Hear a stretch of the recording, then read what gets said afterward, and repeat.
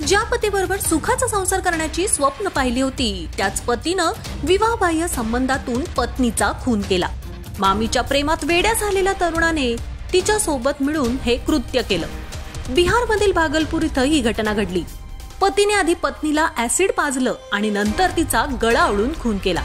त्यानंतर मृतदेहाची विल्हेवाट लावली। पोलिसांनी आरोपी पती व त्याच्या मामीला अटक केली आहे।